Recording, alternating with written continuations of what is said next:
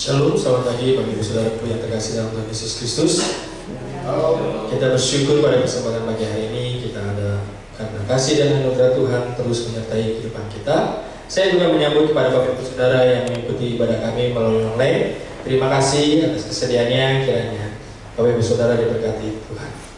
Mari kita persiapkan hati kita untuk datang kepada Tuhan dengan saat teduh sejenak.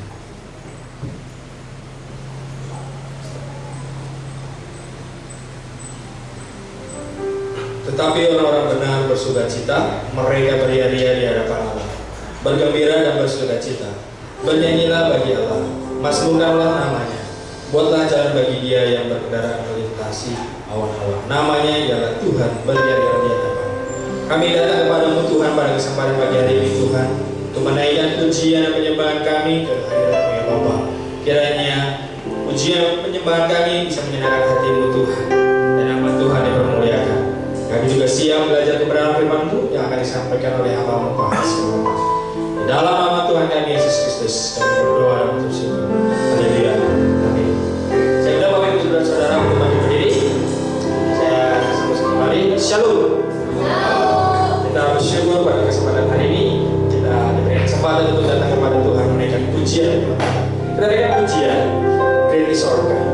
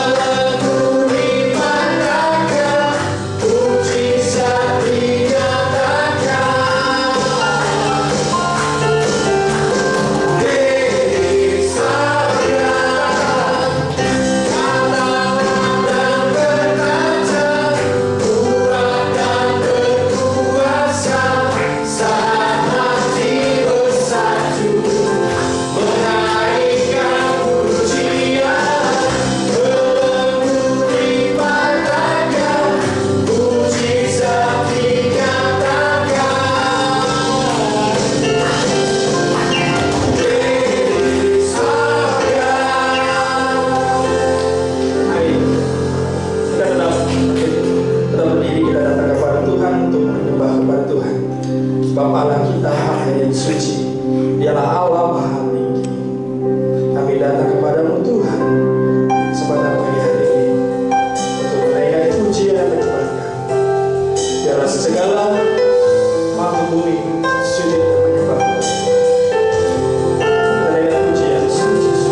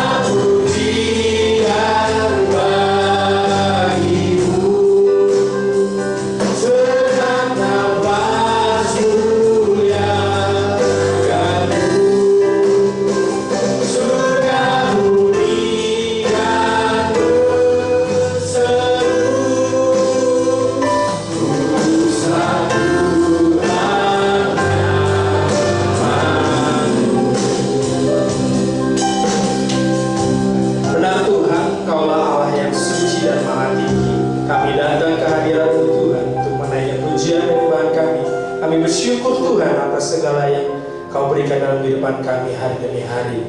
Biarlah pujian penyembahan kami ini bisa menyenangkan hati-Mu Tuhan, dan nama Tuhan dipermuliakan ya Bapa. Di dalam nama Tuhan kami Yesus Kristus kami berdoa dan mengucap syukur. Haleluya.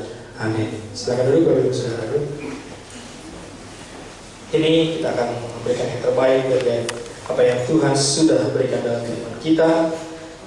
Panggilan memberi terambil dari Mazmur 96 ayat 8. Berilah kepada Tuhan kemuliaan namanya, bawalah persembahan dan masuklah ke belakang. Sambil kantong persembahan dijalankan, kita naikkan pujian Bapa Surgawi memelihara.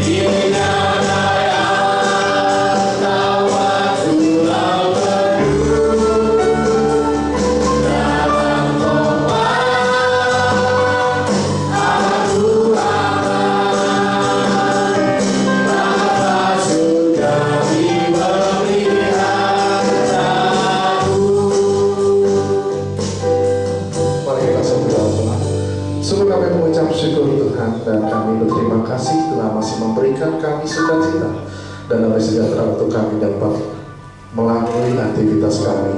Dan kami boleh berkumpul hari ini untuk memberikan apa yang menjadi milik Tuhan. Dan ini adalah tanda bahwa kami setia, tanda kami mengasihi Engkau. Dan kami boleh memberikan apa yang kami miliki, yang Tuhan sudah berikan melalui kami. Dan kami kembalikan kepada Tuhan untuk dikelola oleh gerejamu. Dan biarlah apa yang kami berikan ini dapat memperluas kerajaan Tuhan. Dan biarlah dapat menolong orang-orang yang lain juga. Terima kasih Bapak, berkati setiap yang sudah memberi. Dan Tuhan akan memberkati mereka dalam setiap pekerjaan, usaha, dan apapun yang sedang dilakukan. Di dalam nama Tuhan Yesus kami berdoa. Amin.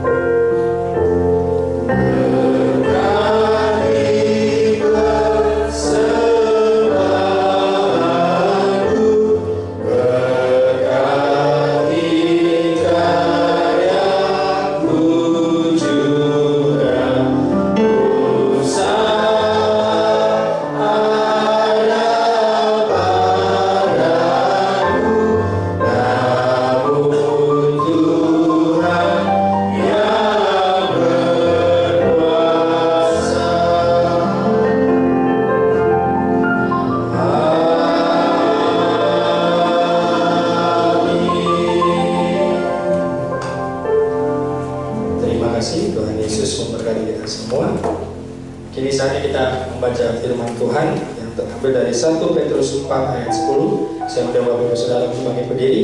Kita baca secara bersama-sama.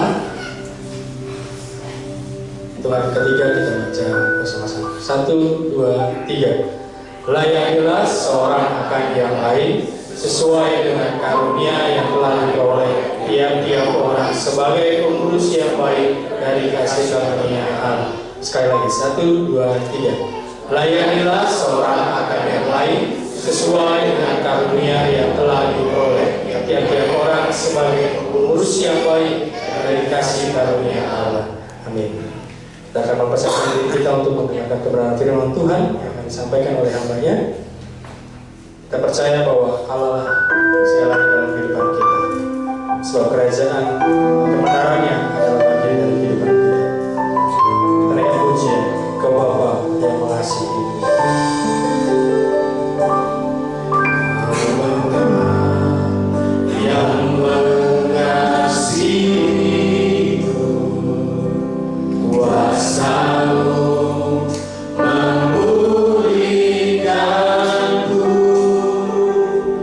Hati yang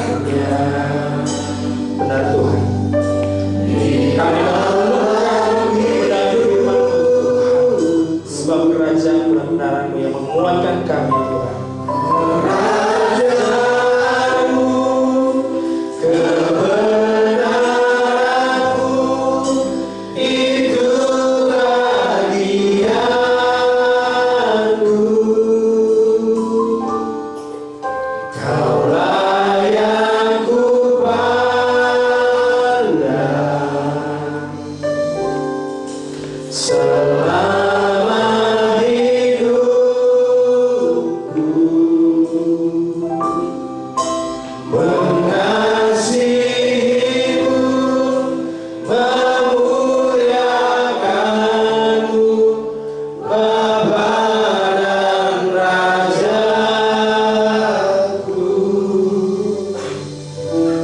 Biarlah pujian ini tidak hanya sekedar menjadi pujian yang keluar dari mulut kami, tetapi biarlah lagu dan pujian ini membawa kami, mengingatkan kami bahwa Yesuslah segalanya dalam kehidupan kami. Terima kasih Tuhan. Terima kasih untuk kasih. Terima kasih untuk cintamu yang begitu sempurna untuk setiap kami. Kalau kami boleh ada sampai detik hari ini, itu semua karena kasih Tuhan bagi setiap kami. Dan kami rindu Tuhan. Tuhan pakai kami untuk kami dapat melayani sesama kami. Mampukan kami untuk kami dapat menerima. Mampukan kami untuk kami dapat melihat bahwa orang lain lebih penting dibandingkan kami pribadi. Karena Tuhan sudah menebus kami, dan kami layak untuk melayani Tuhan dan melayani sesama kami. Kami boleh menjadi berkat. Terima kasih Tuhan Yesus. Kami siap untuk mendengarkan firman. Pakailah hamba-Mu yang terbatas ini untuk menyampaikan apa yang menjadi kehendak Tuhan dalam kehidupan kami. Bentuk kami, ajar kami agar kami menjadi bejana-Mu yang indah, bejana-Mu yang dapat dinikmati setiap orang yang belum percaya. Terima kasih Tuhan. Di dalam nama Tuhan Yesus kami berdoa. Amin. Silakan duduk Bapak Ibu Saudara yang terkasih dalam Tuhan Yesus Kristus. Shalom. Sekali lagi shalom. Saya melihat ada sesuatu. Apa itu sesuatunya? Sesuatunya ada sukacita yang Tuhan perlihatkan di wajah Bapak Ibu semua. Wajah-wajah yang penuh dengan kemuliaan Tuhan. Wajah-wajah yang penuh dengan sukacita. Walaupun gajian masih jauh gitu ya, tapi tetap bersukacita. Ya, puji Tuhan, kalau pagi hari ini saya ingin menyampaikan firman Tuhan, dan Gembala Sidang Terkasih kita menyampaikan judul tema dari pertemuan kita pagi hari ini, yaitu melayani sesama dengan talenta yang ada. Siapa yang tahu talenta? Talenta atau karunia, kemampuan yang kita miliki.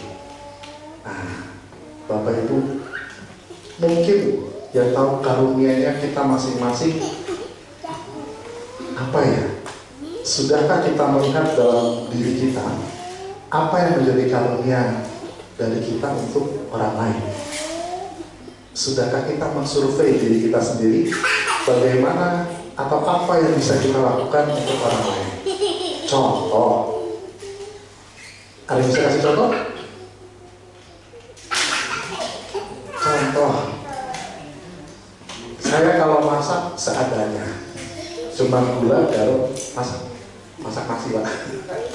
Masak nasi, atau mau masak apapun, bahan dasarnya cuma bawang merah, bawang putih, gula, dan garam.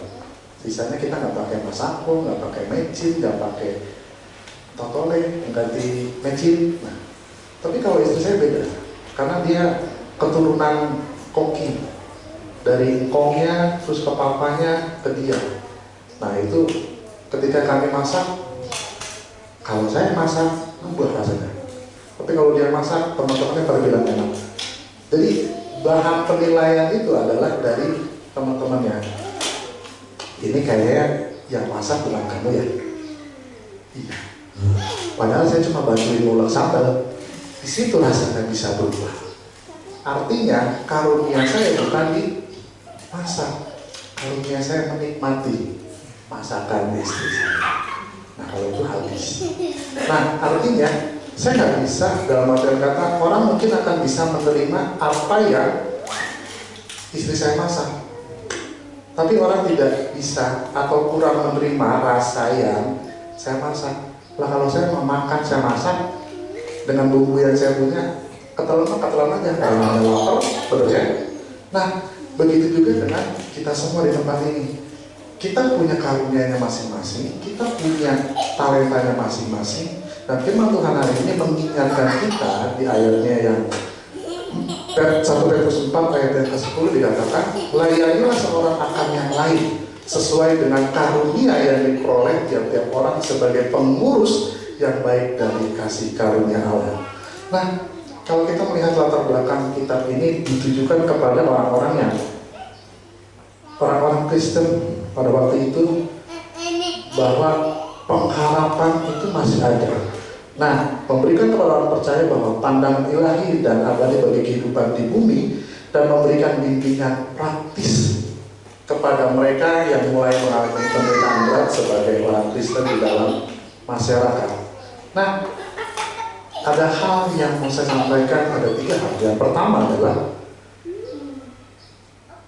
perintah yang sangat jelas di pasal 4 ayat 10a. Layanilah seorang akan yang lain. Ini bukan saran ya Bapak Ibu. Kalau kita memberi advice mungkin bisa dilakukan atau tidak. Betul ya? Memberikan saran mungkin bisa dilakukan atau tidak. Tetapi ketika kita melihat ini sebagai sebuah hal yang positif, tentunya kita akan ambil itu sebagai sebuah apa? Kalau saya menjadikan itu sebuah motivasi, menjadikan itu menjadi sebuah perintah dalam hidup saya supaya Yesus pun melayani. Yang artinya ini adalah sebuah mandat. Mandat itu artinya tidak bisa tidak, wajib hukumnya, bukan sunnah, kudu hukumnya, harus, tidak bisa tidak. Yang artinya ketika firman Tuhan ini menyampaikan bahwa layanilah seorang akan yang lain, maka kita wajib melayani. Ada salah satu konferensi gereja waktu itu di Surabaya, dan papa saya berangkat ke Surabaya. Ketika sampai bandara, wah, namanya ini kan kita nggak tahu ya, dijemput, dikirain supirnya, dijemput, kopernya dibawain. Pak silahkan, pintunya dibukain. Wih, saya bilang papa saya udah kayak bos saja nih. Tapi dari situ pas setelah acara baru diberitahukan, Bapak Ibu yang terkasih, hari ini bagian menjemput, bagian ini yang penjemputan dan segala macam, menyiapkan makanan dan segala macam, itu adalah para pemimpin-pemimpin, entah itu dirut, entah itu manajer, entah itu siapapun. Mereka mau ngangkatin koper untuk seorang yang lain. Kita tidak memandang bahwa itu seorang gembala atau pendeta. Waktu itu papa saya belum jadi pendeta, yang artinya hanya seorang pengerja gereja. Tetapi yang menjadi hal yang luar biasa adalah ketika kita memiliki titel apapun, gelar apapun, bukan berarti kita merasa lebih tinggi. Di situ saya belajar bahwa oh, ternyata ketika kita mempunyai hal yang lebih tinggi, kedudukan yang lebih tinggi, bukan berarti kita berbeda dengan yang lain. Justru ketika Yesus pernah berkata begini, kalau kau ingin menjadi besar, maka kau harus menjadi pelayan yang lain. Kalau kita mau jadi besar, betul ya?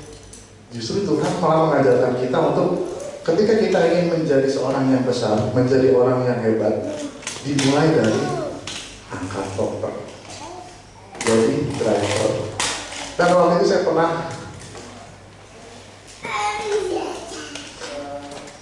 sama-sama berjalan dengan, waktu itu sedang mengantar seorang dosen, dan dia bilang gini, Hans, dulu tuh saya sama kayak kamu, tugas saya itu jemput, antar, jemput, antar, bawain koper, bawain tas.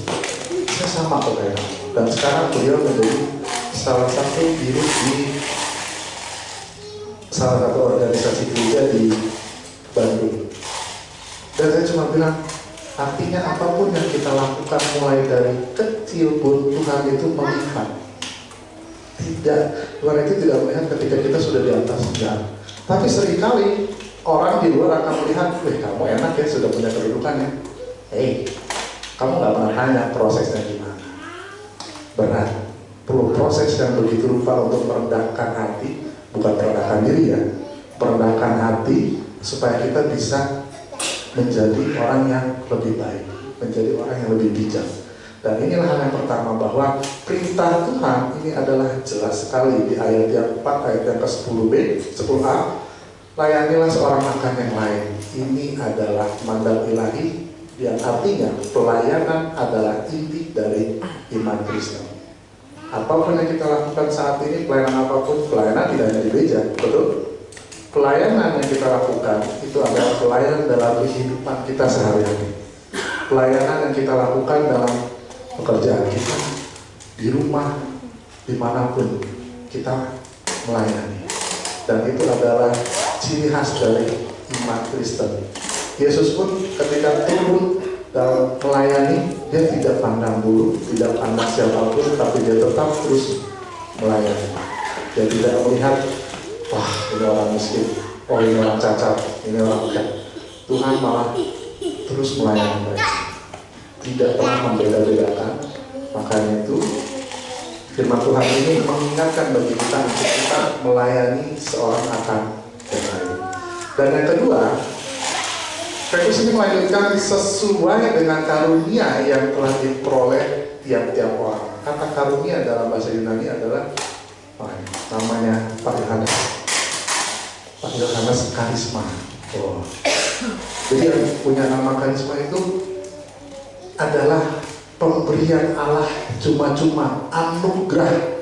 Jadi yang kita terima dalam setiap kehidupan kita ini adalah hal yang cuma-cuma dari Tuhan.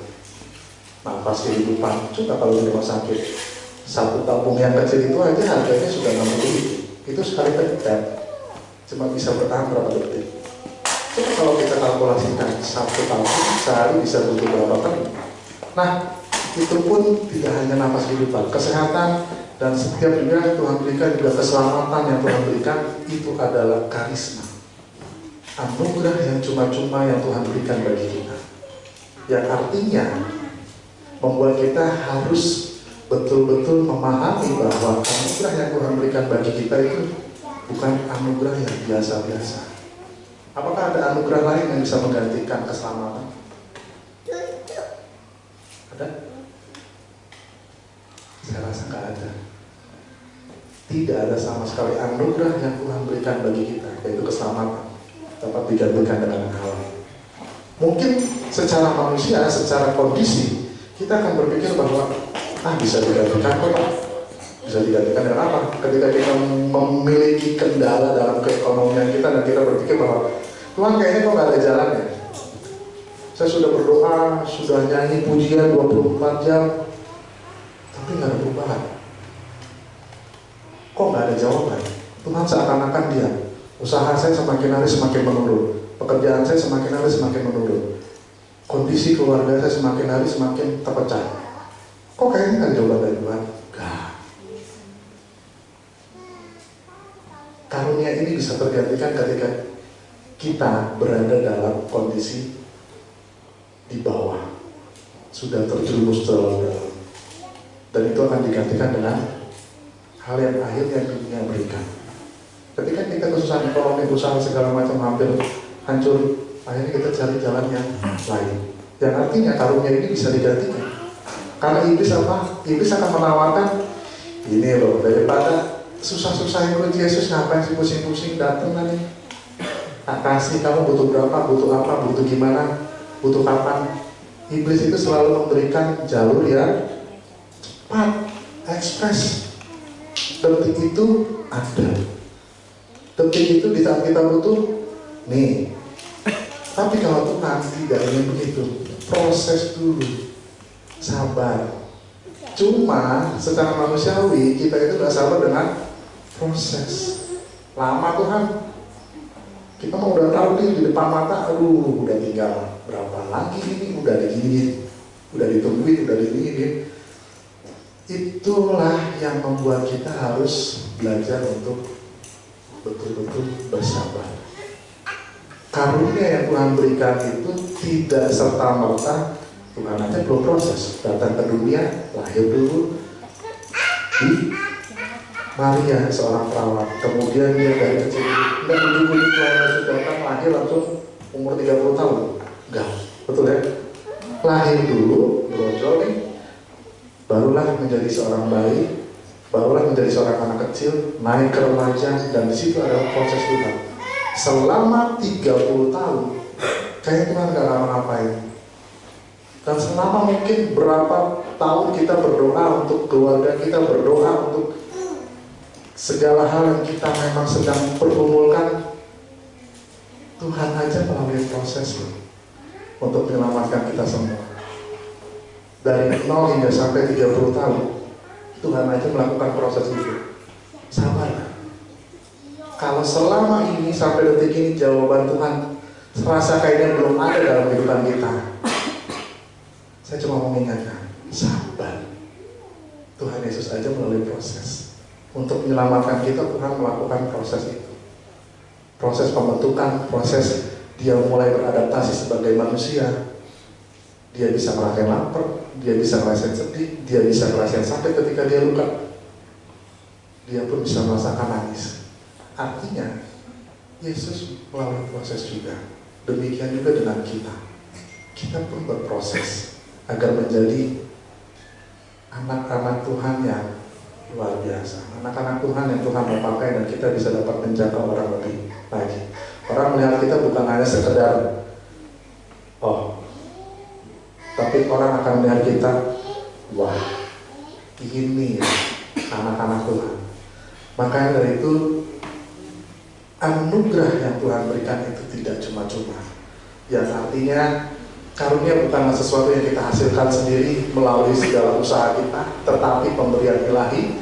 Allah yang berdaulat memperlengkapi setiap kita dengan karunia yang unik. Kita semua punya karunia yang unik. Setiap kita, ada yang bisa main musik, ada yang bisa menyanyi, ada yang bisa menyambut tamu, ada yang bisa pegang kamera. Kayaknya bosan dan melihat beliau di sini ya. Ini ada wajah yang baru gitu. Tapi dia menjadi setia dalam setiap apapun yang Tuhan percayakan bagi kita. Maka Tuhan akan mengangkat kita lebih tinggi. Perkaranya cuma sabar. Kembali lagi, sabar. Nah, makanya itu saya mengajak kita semua untuk kita lihat apa karunia rohani kita, talenta kita. Kalau waktu berapa bulan lalu ya, kita mendata untuk yang melayani Tuhan, dan mungkin nanti bisa akan kita cross check kembali lagi untuk kita buat jadwal yang baru. Yang artinya apa? Kita rindu di sini sama-sama melayani, tidak hanya di gereja ini, tetapi kita rindu untuk melayani keluarga kita, orang-orang terdekat kita, kerabat kita, lingkungan sekitar kita. Karena kenapa? Yesus pun melayani tanpa melihat siapapun. Tidak melihat keluargamu apa, pangkatmu apa, enggak. Tuhan Yesus malah lebih memilih untuk kita melayani siapapun. Semuanya sama rata. Dan ketiga, kita melayani sebagai pengurus yang baik dari kasih karunia. Kalau kata pengurus dalam bahasa Yunani ini yang artinya merujuk kepada seorang manajer rumah tangga atau pelayan yang dipercayakan untuk mengelola harta milik tuannya. Nah, kita ini semua di tempat ini kita adalah pengelola. Pengelola dari apa? Bumi ini. Tapi dengan cara kita masing-masing. Betul ya? Ada yang bagian ini, ada yang bagian ini, ada yang bagian ini. Kalau saya di rumah bagian makan, nyuci, ngepel, cuci piring, nah. Istri silakan bagian masak. Nanti kalau saya masak, ntar ada yang ngobrol lagi, kan susah jadinya. Nggak ada yang lagi. Nah, kita adalah pengurus dari setiap hal yang Tuhan percayakan bagi kita di bumi ini. Maka Tuhan mempercayakan setiap kita untuk menjadi orang-orang yang Tuhan percaya, supaya kita menjadi pengurus yang baik. Pengurus yang baik tentunya kita akan mengelola dengan sedemikian rupa, mikir dari pagi sampai pagi lagi, ini gimana caranya. Benar ya? Ini rumah tangga, wah ini kalau rumah, coba deh Kalau misalkan contoh di rumah, ini kalau rumah kita nggak sapu sehari aja, astagfirullahaladzim, panas bener, debu nempel segala macam. Kalau nggak dipel rasanya licin, selicin apa tuh? Licinnya itu ya. Nah, Bapak Ibu, contoh di rumah kita, ketika kita tidak mengurus rumah dengan baik, tidak menata rumah dengan baik, orang mau masuk kan, boro-boro mau nginjekin kaki di pagar, pas sudah lihat pagarnya, astaga Tuhan Yesus, apa ini? Ini rumah apa kandang ayam? Kayaknya kandang ayam lebih bersih deh, karena tiap pagi dibersihin. Tapi dari situ akhirnya kita lihat bahwa kita layak nggak sih jadi pengurus yang baik. Kita bisa melihat seseorang, dia orang yang baik dalam hal mengurus atau tidak dari rumah.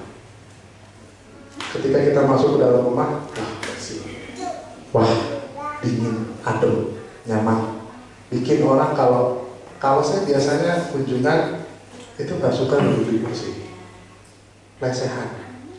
Biar kalau udah mulai ngantuk-ngantuk dikit udah langsung sebagai orang. Tapi disitulah titik dimana saya menikmati bahwa ini rumah yang baik, yang dikelola dengan baik, yang diurus dan dirawat dengan baik. Betul.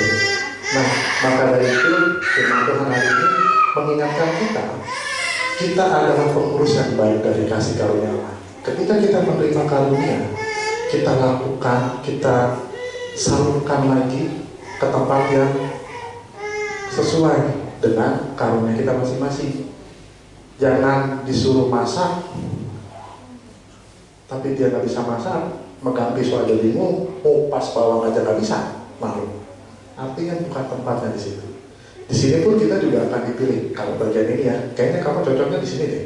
Atau kita coba di sini dulu deh. Ternyata dicoba di sini selama sebulan, 2 bulan, 3 bulan, wah ampun. Coba di tempat yang lain, di sini cocok. Kita pun akan menemukan tempat yang tepat. Maka itu kita carilah karunia kita masing-masing. Dan selanjutnya ayat yang mendukung adalah Markus 10 ayat 45. Yesus sendiri datang bukan untuk dilayani, melainkan untuk melayani dan memberikan nyawanya sebagai tebusan bagi banyak orang. Yesus saja sendiri sudah memberikan teladan bagi kita. Prosesnya begitu lama. Hidupnya cuma 30 tahun. 3 tahunnya melayani Tuhan, melayani setiap umat Tuhan yang ada di sana waktu itu, di Israel. Artinya kita diminta untuk sama-sama meneladani Kristus. Apapun yang sedang menjadi ganjalan dalam hati kita, pikiran kita, apapun yang menjadi beban kehidupan kita, jangan sampai kita stop untuk melayani. Karena kenapa? Melayani adalah kesempatan untuk kita membuktikan bahwa kita mencintai, kita mengasihi Yesus lebih dari segalanya. Sebagai kesimpulan, kita melayani bukan karena kewajiban semata, tetapi sebagai respon atas kasih karunia Allah yang telah menyelamatkan kita. Setiap tindakan pelayanan kita yang kita lakukan dengan karunia yang Tuhan berikan adalah wujud nyata dari iman kita dan kesaksian akan kebaikannya. Semoga kita semua dimampukan untuk menjadi pelayan-pelayan yang setia dan berbuah bagi kemuliaan-Nya. Tuhan Yesus memberkati. Saya undang pemain musik dan worship leader untuk kita menaikkan pujian. Hidup ini adalah kesempatan untuk melayani Tuhan.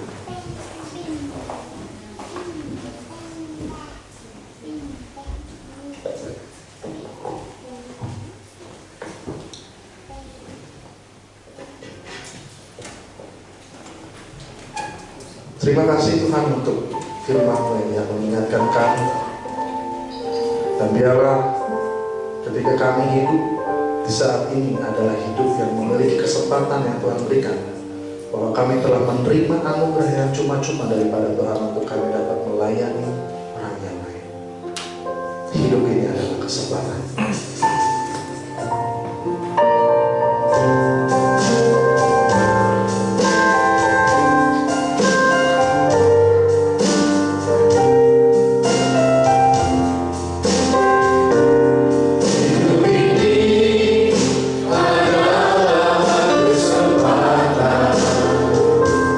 Hidup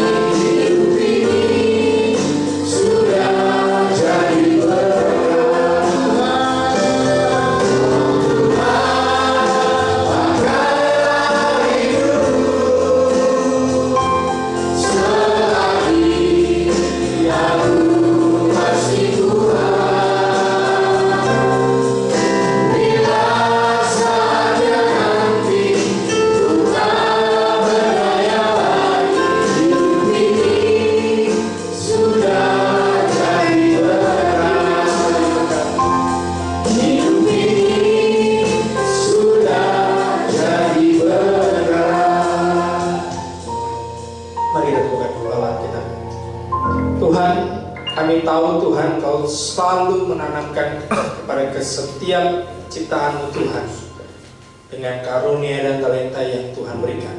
Dan setiap orang mempunyai hal-hal masing-masing. Kami dipercayakan Tuhan untuk mempunyai karunia dan talenta. Biarlah karunia dan talenta yang Tuhan sudah berikan dalam kehidupan kami, biarlah itu bisa kami pergunakan untuk melayani sesama. Biarlah orang-orang di sekitar kami bisa merasakan kasih Tuhan yang sungguh nyata melalui kehidupan dan perbuatan kami, Bapa. Dan nama Tuhan selalu dipermuliakan dalam setiap aspek kehidupan kami, Bapa. Dan biarlah kehidupan kami terus dipakai menjadi kemuliaan-Mu, ya Bapa. Mari Bapak Ibu Saudaraku, kita arahkan hati pikiran kita untuk menerima berkat dari Tuhan kita Yesus Kristus. Diberkatilah engkau dalam keluargamu, anak-anakmu, menantumu, dan bahkan cucu-cucumu. Diberkatilah pendidikan anakmu dan cucumu dengan diberikan hikmat, kepintaran, kecerdasan. Tuhan akan memakainya menjadi anak yang luar biasa. Diberkatilah engkau dalam segala usaha dan pekerjaan yang kau lakukan. Tuhan akan membuatnya berhasil. Tuhan memakai kau menjadi berkat bagi semua orang. Diberkatilah engkau dalam masa mudamu, karirmu, dan diberikan pasangan hidup yang sepadan, yang takut dan cinta akan Tuhan. Biarlah kita semua bisa menjadi terang dan garam bagi dunia ini. Pulanglah dengan kasih, sukacita, dan damai sejahtera dari Tuhan kita Yesus Kristus, mulai hari ini sampai Maranatha. Haleluya. Amin. Kemuliaan bagi